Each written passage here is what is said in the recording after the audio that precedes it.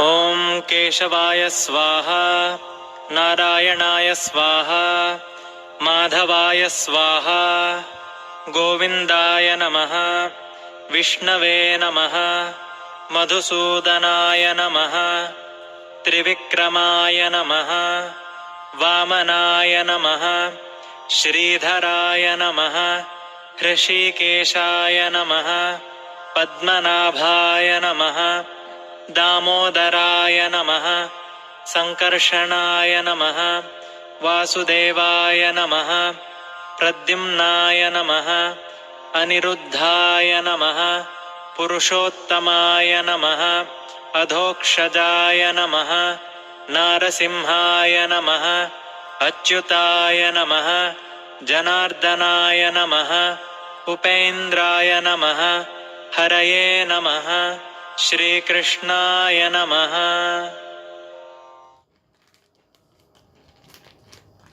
गोपीचन्दनपापघ्न विष्णुदेहसमुद्भव, चक्राङ्कितनमस्तेऽस्तु धारणान्मुक्तिदो भव। ॐ केशवाय नमः, नारायणाय नमः, माधवाय नमः, गोविन्दाय नमः, विष्णवे नमः, मधुसूदनाय नमः, त्रिविक्रमाय नमः, वामनाय नमः, श्रीधराय नमः, हृषीकेशाय नमः, पद्मनाभाय नमः, दामोदराय नमः,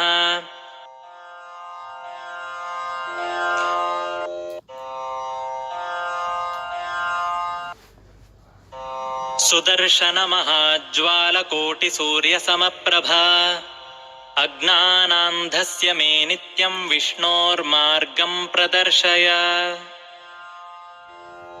सुदर्शनमहाज्वालकोटिसूर्यसमप्रभा, अज्ञानान्धस्य मे नित्यं विष्णोर्मार्गं प्रदर्शय। सुदर्शनमहाज्वालकोटिसूर्यसमप्रभा, अज्ञानान्धस्य मे नित्यं विष्णोर्मार्गं प्रदर्शय। पाञ्चजन्यनिजध्वानध्वस्तपातकसञ्चय, पाहि मां पापिनं घोरसंसारार्णवपातिनम्। पाञ्चजन्यनिजध्वानध्वस्तपातकसञ्चय, पाहि मां पापिनं घोरसंसारार्णवपातिनम्। ब्रह्माण्डभुवनारम्भमूलस्तम्भो गदाधर, कौमोदकीकरे यस्य तं नमामि गदाधरम्। ब्रह्माण्डभुवनारम्भमूलस्तम्भो गदाधर, कौमोदकीकरे यस्य तं नमामि गदाधरम्। संसारभयभीतानां योगिनामभयप्रदम्, पद्महस्तेन यो देवो योगीशं तं नमाम्यहम्। नारायण नमस्तेऽस्तु नाममुद्राङ्कितं नरम्, दृष्ट्वैव लभते मुक्तिं चाण्डालो ब्रह्मघातकः। नारायण नमस्तेऽस्तु नाममुद्राङ्कितं नरम्, दृष्ट्वैव लभते मुक्तिं चाण्डालो ब्रह्मघातकः। नारायण नमस्तेऽस्तु नाममुद्राङ्कितं नरम्, दृष्ट्वैव लभते मुक्तिं चाण्डालो ब्रह्मघातकः। नारायण नमस्तेऽस्तु नाममुद्राङ्कितं नरम्, दृष्ट्वैव लभते मुक्तिं चाण्डालो ब्रह्मघातकः।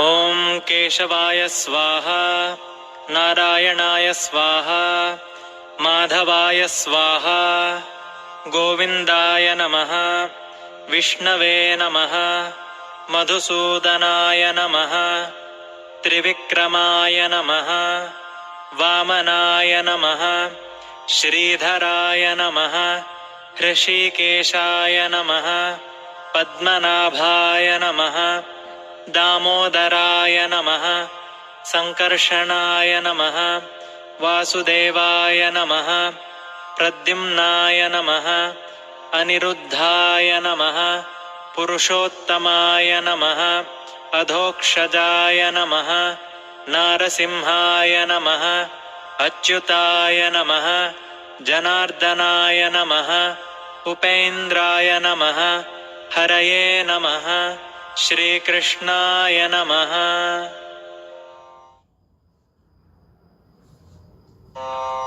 प्रणवस्य परब्रह्मर्षिः परमात्मा देवता दैवी गायत्री छन्दः सप्तानां व्याहृतीनां विश्वामित्र जमदग्नि भरद्वाज गौतम अत्रि वसिष्ठ कश्यपार्षयः अग्नि वायु आदित्य बृहस्पति वरुण इन्द्र विश्वे देवा देवताः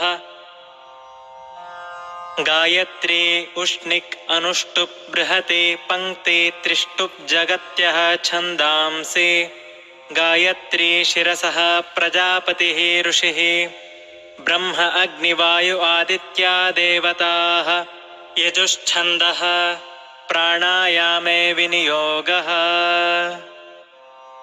ॐ भूः ॐ भुवः ॐ सुवः ॐ महः ॐ जनः ॐ तपः ॐ सत्यम् ॐ तत्सवितुर्वरेण्यं भर्गो देवस्य धीमहि धियो यो नः प्रचोदयात् ॐ आपो ज्योतिरसोमृतं ब्रह्म भूर्भुवः सुवरोम्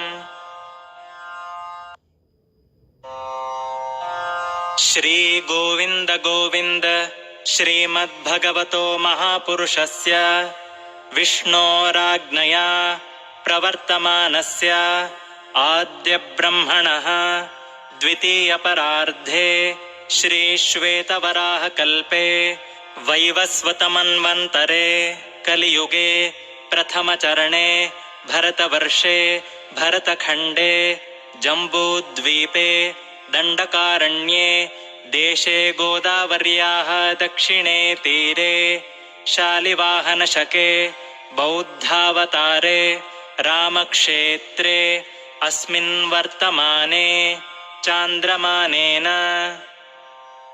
संवत्सरे अयने ऋतौ मासे पक्षे तिथौ वासरे नक्षत्रे योगे करणे एवं गुणविशेषणविशिष्टायां शुभतिथौ श्रीमुख्यप्राणान्तर्गत श्रीविष्णुप्रेरणया श्रीविष्णुप्रीत्यर्थं प्रातः सन्ध्योपास्तिं करिष्ये।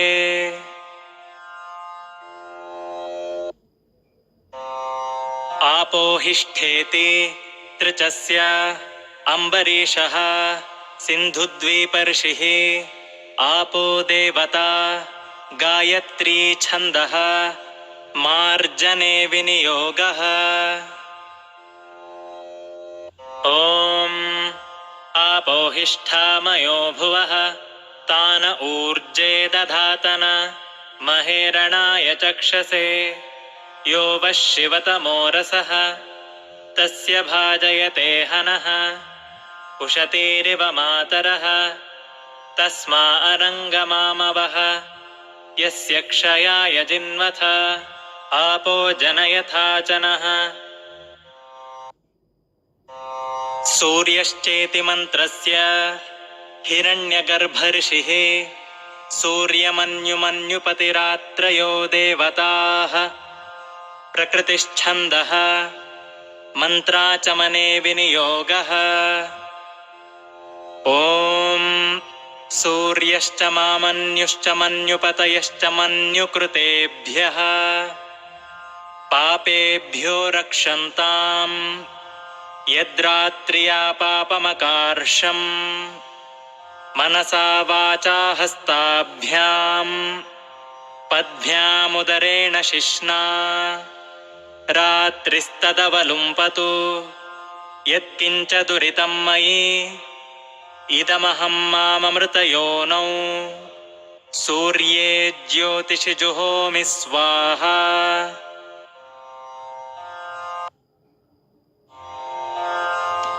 ॐ केशवाय स्वाहा नारायणाय स्वाहा माधवाय स्वाहा गोविन्दाय नमः विष्णवे नमः मधुसूदनाय नमः त्रिविक्रमाय नमः वामनाय नमः श्रीधराय नमः हृषीकेशाय नमः पद्मनाभाय नमः दामोदराय नमः संकर्षणाय नमः वासुदेवाय नमः प्रद्युम्नाय नमः अनिरुद्धाय नमः पुरुषोत्तमाय नमः अधोक्षजाय नमः नारसिंहाय नमः अच्युताय नमः जनार्दनाय नमः उपेन्द्राय नमः हरये नमः श्रीकृष्णाय नमः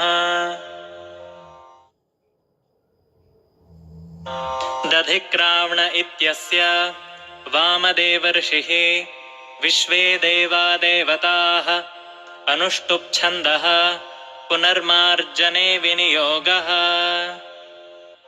ॐ दधिक्रावणो अकारिशं जिष्णोरश्वस्य वाजिनः सुरभिनो मुखाकरत् प्रण आयोगुंशितारिषत् ॐ आपोहिष्ठामयो भुवः तान ऊर्जे दधातन महेरणाय चक्षसे यो वः शिवतमोरसः तस्य भाजयते हनः उशतीरिव मातरः तस्मा अरङ्गमामवः यस्य क्षयाय जिन्वथ आपो जनयथा च नः हिरण्यवर्णाः शुचयः पावकायासु जातः कश्यपो यास्विन्द्रः अग्निं या गर्भं दधिरे विरूपास्तान आपः शग्स्योना भवन्तु या सागुं राजा वरुणो याति मध्ये सत्यानृते अवपश्यन् जनानाम् मधुश्च्युतः शुचयो याः पावकास्तान आपः शग्स्योना भवन्तु या सा आं देवादिवि कृण्वन्ति भक्षं या अन्तरिक्षे बहुधा भवन्ति याः पृथिवीं पयसोन्दन्ति शुक्रास्तान आपः शग्स्योना भवन्तु शिवेन मा चक्षुषा पश्यतापः शिवया तनुवोपस्पृशतत्वचं मे सर्वागुम् अग्निगुं रप्सुषदो हुवे वो मयि वर्चो बलमोजो निधत्त द्रुपदादिव मुञ्चतु द्रुपदादिवेन्मुमुचानः स्विन्नः स्नात्वीमलादिव पूतं पवित्रेणेवाज्यम् आपः शुन्धन्तु मैनसः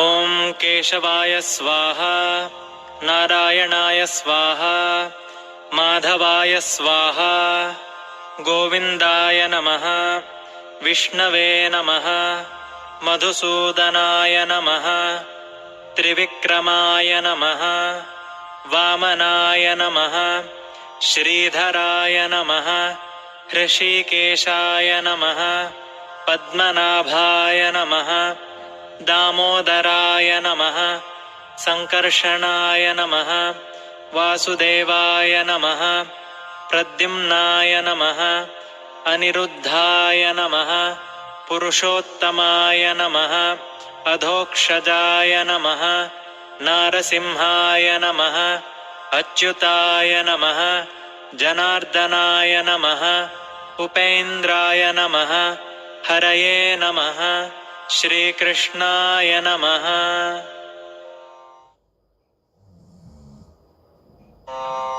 प्रणवस्य परब्रह्मर्षिः परमात्मा देवता दैवी गायत्री छन्दः सप्तानां व्याहृतीनां विश्वामित्र जमदग्नि भरद्वाज गौतम अत्रि वसिष्ठ कश्यपार्षयः अग्नि वायु आदित्य बृहस्पति वरुण इन्द्र विश्वे देवा देवताः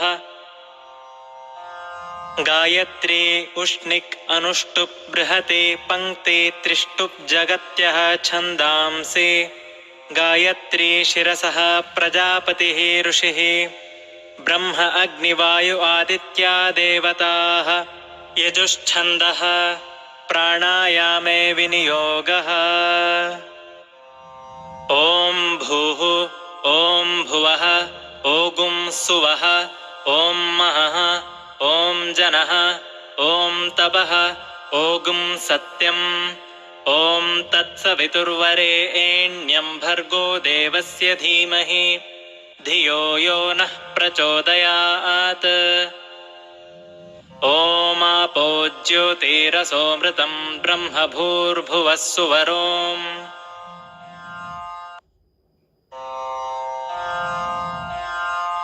प्रणवस्य परब्रह्मर्षिः परमात्मा देवता दैवी गायत्री छन्दः व्याहृतीनां प्रजापतिऋषिः अग्निवायुसूर्या देवताः गायत्री उष्णिगनुष्टुभश्छन्दांसि गायत्र्या विश्वामित्रऋषिः सविता देवता गायत्री छन्दः प्रातरर्घ्यप्रदाने विनियोगः ॐ भूर्भुवः स्वः तत्सवितुर्वरेण्यं भर्गो देवस्य धीमहि धियो यो नः प्रचोदयात् सूर्यनारायणाय इदमर्घ्यं समर्पयामि दत्तं न मम ॐ भूर्भुवः स्वः तत्सवितुर्वरेण्यं भर्गो देवस्य धीमहि धियो यो नः प्रचोदयात् सूर्यनारायणाय इदमर्घ्यं समर्पयामि दत्तं न मम ॐ भूर्भुवः स्वः तत्सवितुर्वरेण्यं भर्गो देवस्य धीमहि धियो यो नः प्रचोदयात् सूर्यनारायणाय इदमर्घ्यं समर्पयामि दत्तं न मम हृदयस्थातु गायत्री हृद्गुहामुखनिःसृता हत्वा ह्यादित्यशत्रूंश्च विशस्व हृदयं मम आसावादित्यो ब्रह्मा केशवं तर्पयामि नारायणं तर्पयामि माधवं तर्पयामि गोविन्दं तर्पयामि विष्णुं तर्पयामि मधुसूदनं तर्पयामि त्रिविक्रमं तर्पयामि वामनं तर्पयामि श्रीधरं तर्पयामि ऋषिकेशं तर्पयामि पद्मनाभं तर्पयामि दामोदरं तर्पयामि सूर्यं तर्पयामि चन्द्रं तर्पयामि अंगारकं तर्पयामि बुधं तर्पयामि बृहस्पतिं तर्पयामि शुक्रं तर्पयामि शनैश्चरं तर्पयामि राहुं तर्पयामि केतुं तर्पयामि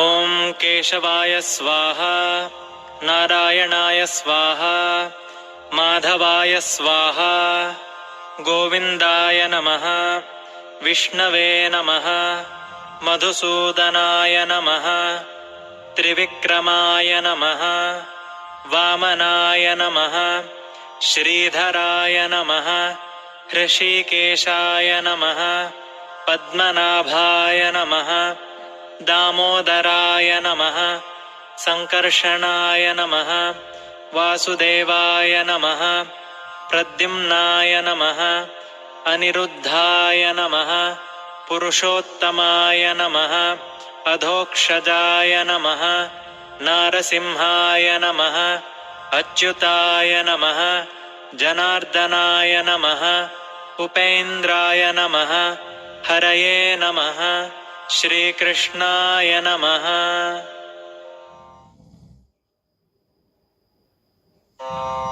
प्रणवस्य परब्रह्मर्षिः परमात्मा देवता दैवी गायत्री छन्दः सप्तानां व्याहृतीनां विश्वामित्र जमदग्नि भरद्वाज गौतम अत्रि वसिष्ठ कश्यपार्षयः अग्नि वायु आदित्य बृहस्पति वरुण इंद्र विश्वे देवा देवताः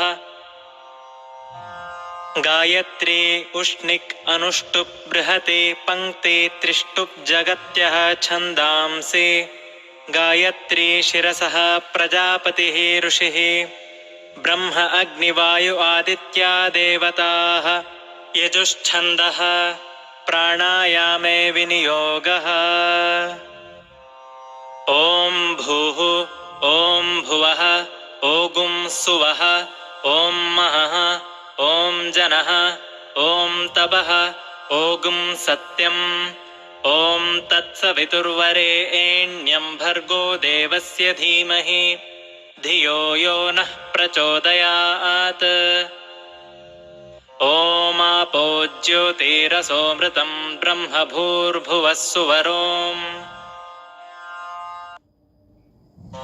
अपसर्पन्त्वित्यस्य वामदेवः भूतान्यनुष्टुप् भूतोच्चाटने विनियोगः अपसर्पन्तु ते भूता ये भूता भुवि संस्थिताः ये भूता विघ्नकर्तारस्ते नश्यन्तु शिवाग्नया अपक्रामन्तु ये भूताः क्रूराश्चैव तु राक्षसाः ये चात्र निवसन्त्येव देवता भुवि सन्ततम् तेषामप्यविरोधेन ब्रह्मकर्म समारभे पृथ्वीति मन्त्रस्य मेरुपृष्ठऋषिः कूर्मो देवता सुतलं छन्दः आसने विनियोगः पृथ्वी त्वया धृता लोका देवि त्वं विष्णुना धृता त्वं च धारय मां देवि पवित्रं कुरु चासनं मां च पूतं कुरु धरे नतोऽस्मि त्वां सुरेश्वरि आसने सोममण्डले कूर्मस्कन्धे उपविष्टोऽस्मि अनन्तासनाय नमः।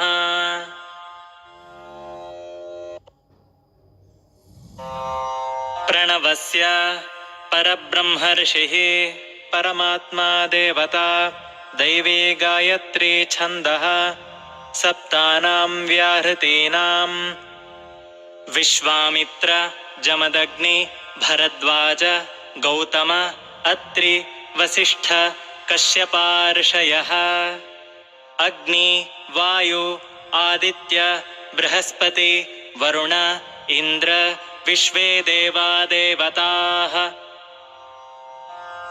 गायत्री उष्णिक् अनुष्टुप् बृहति पंक्ति त्रिष्टुप् जगत्यः छन्दांसि गायत्री शिरसः प्रजापतिः ऋषिः ब्रह्म अग्निवायु आदित्या देवताः यजुश्छन्दः प्राणायामे विनियोगः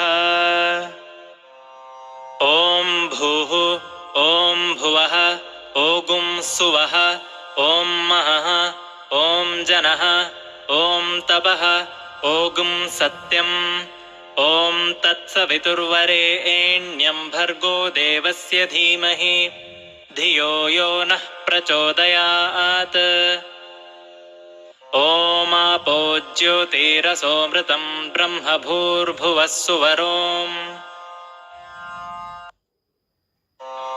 ओमित्येकाक्षरं ब्रह्म अग्निर्देवता ब्रह्म इत्यार्षम् गायत्रं छन्दं परमात्मं स्वरूपं सायुज्यं विनियोगम् आयातु वरदा देवि अक्षरं ब्रह्म संमितम् गायत्री ऐं छन्दसां मातेदं ब्रह्म जुषस्व मे यदह्नात् कुरुते पापं तदह्नात् प्रतिमुच्यते यद्रात्र्यात् कुरुते पापं तद्रात्र्यात् प्रतिमुच्यते सर्ववर्णे महादेवि सन्ध्या विद्ये सरस्वती ओजोऽसि सहोऽसि बलमसि भ्राजोऽसि देवानां धामनामासि विश्वमसि विश्वायुः सर्वमसि सर्वायुरभिभूरोम् गायत्रीमावाहयामि सावित्रीमावाहयामि सरस्वतीमावाहयामि छन्दर्षीनावाहयामि श्रियमावाहयामि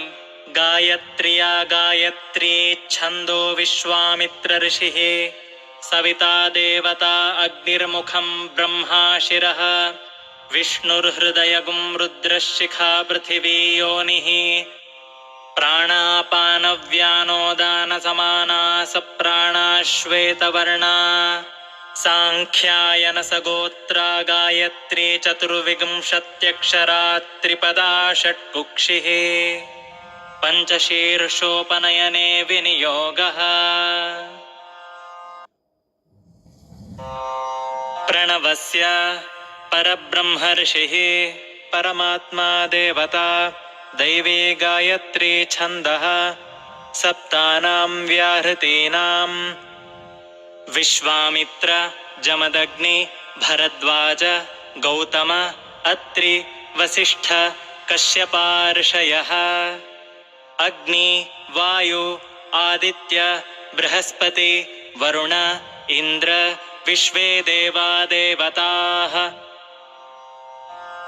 गायत्री उष्णिक् अनुष्टुप् बृहति पङ्क्ति त्रिष्टुप् जगत्यः छन्दांसि गायत्री शिरसः प्रजापतिः ऋषिः ब्रह्म अग्निवायु आदित्या देवताः यजुश्छन्दः प्राणायामे विनियोगः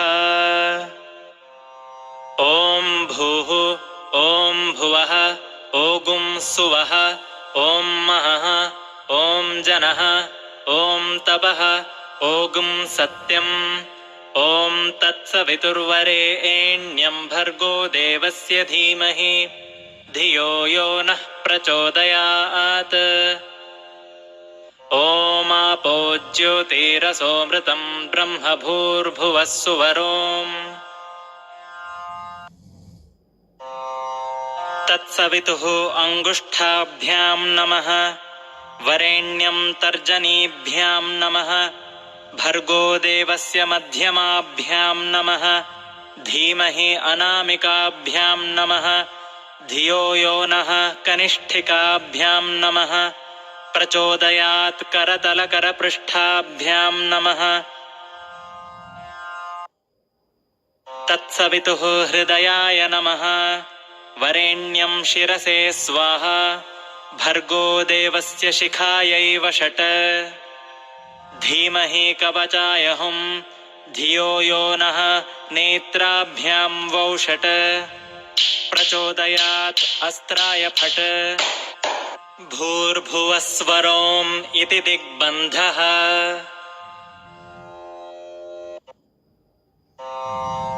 आगच्छ वरदे देवि जपे मे सन्निधौ भव गायन्तं त्रायसे यस्माद् गायत्री त्वं ततः स्मृता प्रणवस्य परब्रह्मर्षिः परमात्मा देवता दैवी गायत्री छन्दः व्याहृतीनां प्रजापतिः ऋषिः अग्निवायुसूर्या देवताः गायत्री उष्णिक् अनुष्टुभश्छन्दांसि गायत्र्या विश्वामित्र ऋषिः सविता देवता गायत्री छन्दः जपे विनियोगः ध्येयः सदा सवितृमण्डलमध्यवर्ती नारायणः सरसिजासनसन्निविष्टः केयूरवान् मकरकुण्डलवान् किरीटी हारी हिरण्मयवपुर्धृतशङ्खचक्रः रक्तो वर्णः अग्निः मुखं ब्रह्मा शिरः विष्णुः हृदयं रुद्रो ललाटः पृथिवी कुक्षिः त्रैलोक्यं चरणाः प्राणापानव्यानोदानसमाना सप्राणा श्वेतवर्णा साङ्ख्यायनसगोत्रा गायत्री सावित्री सरस्वती चतुर्विंशत्यक्षरा त्रिपदा षट्कुक्षिः पञ्चशीर्षोपनयने विनियोगः सवितृनामकः श्रीलक्ष्मीनारायणप्रेरणया सवितृनामकः श्रीलक्ष्मीनारायणप्रीत्यर्थं यथाशक्ति गायत्री मन्त्रजपं करिष्ये।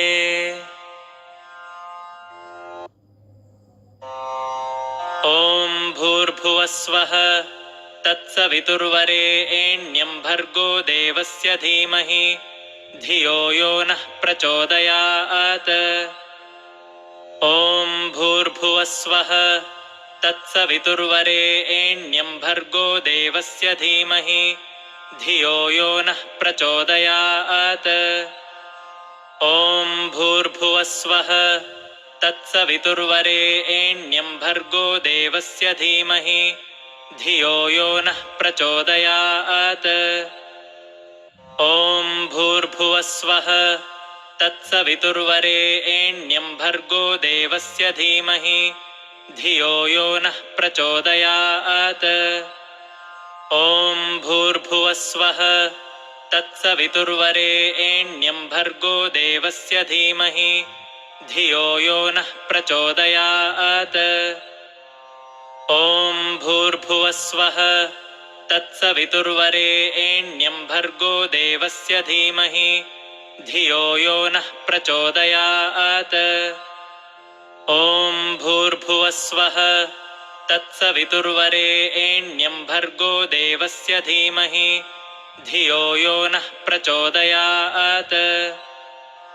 ॐ भूर्भुवस्वः तत्सवितुर्वरेण्यं भर्गो देवस्य धीमहि धियो यो नः प्रचोदयात्। ॐ भूर्भुवस्वः तत्सवितुर्वरेण्यं भर्गो देवस्य धीमहि धियो यो नः प्रचोदयात्। ॐ भूर्भुवस्वः तत्सवितुर्वरेण्यं भर्गो देवस्य धीमहि धियो यो नः प्रचोदयात्।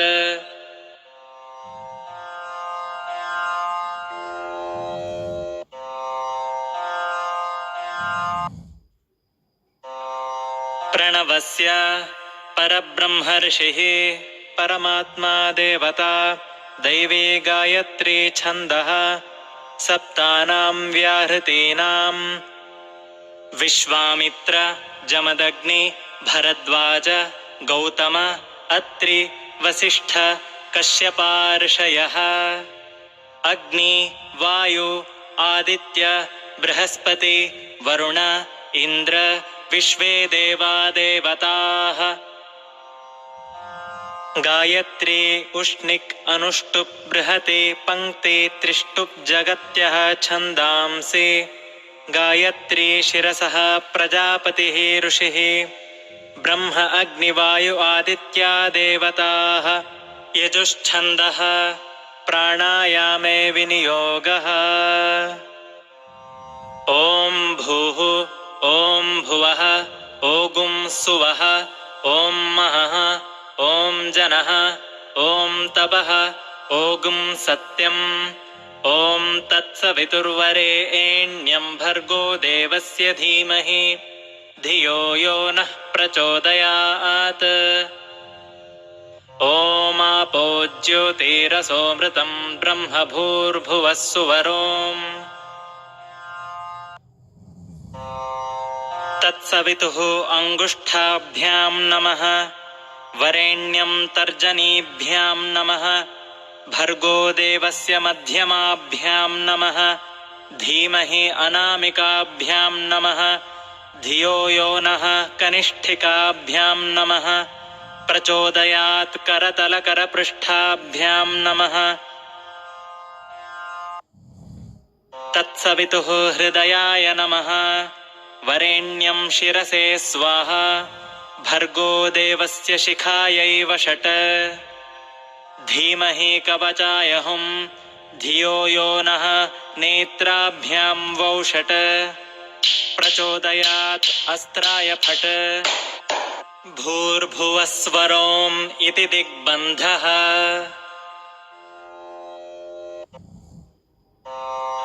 ध्येयः सदा सवितृमण्डलमध्यवर्ती नारायणः सरसिजासनसन्निविष्टः केयूरवान् मकरकुण्डलवान् किरीटी हारी हिरण्मयवपुर्धृतशङ्खचक्रः रक्तो वर्णः अग्निः मुखं ब्रह्मा शिरः विष्णुः हृदयं रुद्रो ललाटः पृथिवी कुक्षिः त्रैलोक्यं चरणाः प्राणापानव्यानोदानसमाना सप्राणा श्वेतवर्णा साङ्ख्यायनसगोत्रा गायत्री सावित्री सरस्वती चतुर्विंशत्यक्षरा त्रिपदा षट्कुक्षिः पञ्चशीर्षोपनयने विनियोगः अनेन प्रातः सन्ध्याङ्गगायत्री मन्त्रजपेन सवित्रन्तर्गत भारती रमणमुख्यप्राणान्तर्गत श्रीलक्ष्मीनारायणः प्रीयतां प्रीतो भवतु। श्रीकृष्णार्पणमस्तु। मित्रस्य मित्रो जनान् प्रसमित्र इत्येतेषां गायत्री तृष्टुभौ विश्वे देवार्षयः मित्रो देवता सूर्योपस्थाने विनियोगः। ॐ मित्रस्य चर्षणी धृतश्रवो देवस्य सानसिं सत्यं चित्रश्रवस्तमम् मित्रो जनान् यातयति प्रजानन् मित्रो दाधार पृथिवीमुतद्याम् मित्रः कृष्टीरनिमिषाभिचष्टे सत्याय हव्यं घृतवद्विधेम प्रसमित्रमर्तो अस्तु प्रयस्वान्यस्त आदित्य शिक्षति व्रतेन न हन्यते न जीयते त्वोतो नैनमगुंहो अश्नोत्यन्तितो न दूरात्। नमो ब्रह्मण इत्यस्य प्रजापतिः ऋषिः विश्वे देवा देवताः जगति छन्दः प्रदक्षिणे विनियोगः। ॐ नमो ब्रह्मणे नमो अस्त्वग्नये नमः पृथिव्यै नम ओषधीभ्यः नमो वाचे नमो वाचस्पतये नमो विष्णवे बृहते करोमि। ॐ नमः प्राच्यै दिशेयाश्च देवता एतस्यां प्रतिवसन्त्येताभ्यश्च नमः। ॐ नमो दक्षिणायै दिशेयाश्च देवता एतस्यां प्रतिवसन्त्येताभ्यश्च नमः। ॐ नमः प्रतीच्यै दिशेयाश्च देवता एतस्यां प्रतिवसन्त्येताभ्यश्च नमः। ॐ नम उदीच्यै दिशेयाश्च देवता एतस्यां प्रतिवसन्त्येताभ्यश्च नमः। ॐ नम ऊर्ध्वायै दिशेयाश्च देवता एतस्यां प्रतिवसन्त्येताभ्यश्च नमः। ॐ नमोधरायै दिशेयाश्च देवता एतस्यां प्रतिवसन्त्येताभ्यश्च नमः। ॐ नमो वान्तरायै दिशेयाश्च देवता एतस्यां प्रतिवसन्त्येताभ्यश्च नमः। ॐ नमो गङ्गायमुनयोर्मध्ये ये वसन्ति ते मे प्रसन्नात्मानश्चिरं जीवितं वर्धयन्ति। नमो गङ्गायमुनयोर्मुनिभ्यश्च नमो नमो गङ्गायमुनयोर्मुनिभ्यश्च नमः। सन्ध्यायै नमः, सावित्र्यै नमः, गायत्र्यै नमः, सरस्वत्यै नमः, सर्वाभ्यो देवताभ्यो नमः, देवीभ्यो नमः, ऋषिभ्यो नमः, गुरुभ्यो नमः, मातृभ्यो नमः, पितृभ्यो नमः, आचार्येभ्यो नमः, कामोकार्षीन्मन्युरकार्षीन् नमो नमः। पृथिव्यापस्तेजो वायुराकाशेभ्यो नमो नमः। ॐ नमो भगवते वासुदेवाय। यागं सदा सर्वभूतानि स्थावराणि चराणि च सायं प्रातर्नमस्यन्ति सा मा सन्ध्याभिरक्षतु। सा मा सन्ध्याभिरक्षत्वों नमो नमः। ब्रह्मण्यो देवकी पुत्रो ब्रह्मण्यो मधुसूदनः ब्रह्मण्यः पुण्डरीकाक्षो ब्रह्मण्यो विष्णुरच्युतः। नमो ब्रह्मण्यदेवाय गोब्राह्मणहिताय च जगद्धिताय कृष्णाय गोविन्दाय नमो नमः। क्षीरेण स्नापिते देवि चन्दनेन विलेपिते बिल्वपत्रार्चिते देवि दुर्गेऽहं शरणं गतः। श्रीदुर्गेऽहं शरणं गत ॐ नमो नमः। आकाशात् पतितं तोयं यथा गच्छति सागरं सर्वदेव नमस्कारः केशवं प्रति गच्छति। उत्तम इत्यस्य वामदेवर्षिः गायत्री देवता अनुष्टुप् छन्दः गायत्र्युद्वासने विनियोगः।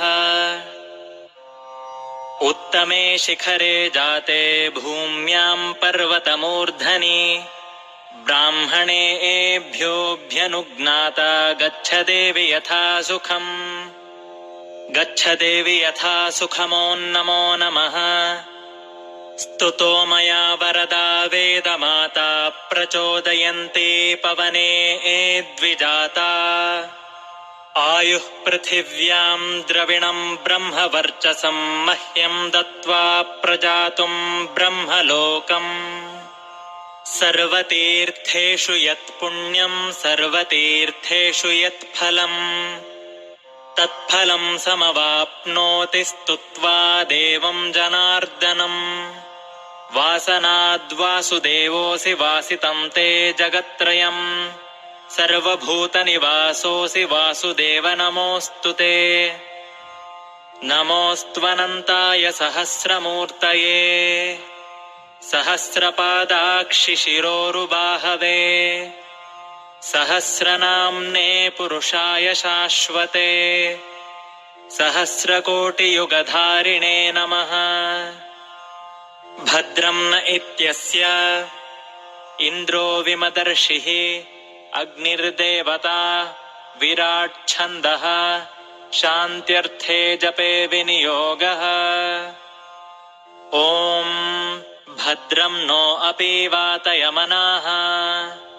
ॐ शान्तिः शान्तिः शान्तिः। सर्वारिष्टशान्तिरस्तु समस्तमङ्गलावाप्तिरस्तु। चतुस्सागरपर्यन्तं गोब्राह्मणेभ्यः शुभं भवतु।